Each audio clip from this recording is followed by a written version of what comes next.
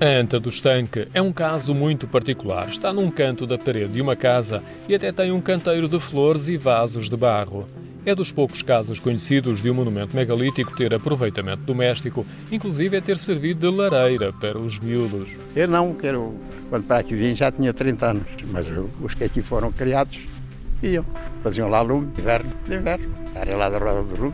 Feliciano Minhoca é o único residente permanente da pequena rua em São Geraldo, no concelho de Montemor o Novo, onde se encontra a anta. Na rua esquerda. Não é muito comum, é mais conhecida a ver a rua direita do que a rua esquerda. Aqui esta é a rua esquerda. No tempo aqui era o Monte dos Estanques. As pessoas costumam lá ir ver? Muita gente vê. Já aí tem vindo alguns estrangeiros. O que é que as pessoas habitualmente dizem quando chegam lá?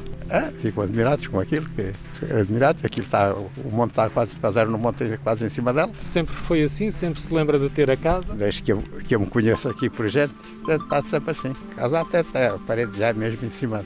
Depois de dobrarmos a última casa da rua, deparamos com a anta num canto de uma habitação com paredes brancas e linhas azuis. O granito, a pedra bruta dos 7 esteios, faz um grande contraste.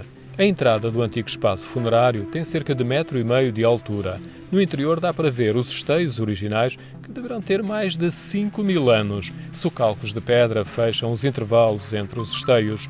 A anta está classificada como sítio de interesse público e não muito longe, num terreno vizinho da aldeia, está outra maior, a anta grande da comenda da igreja.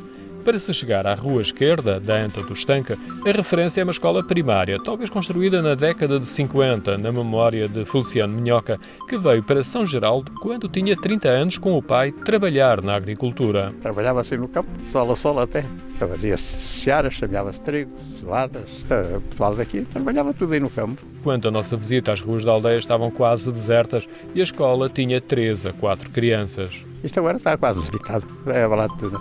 Nesta frontaria toda só estou eu, já sozinho, que já morreu. São Geraldo é um pequeno povoado. No meio do casario destaca-se o campanário da igreja, que terá sido construída no século XVI.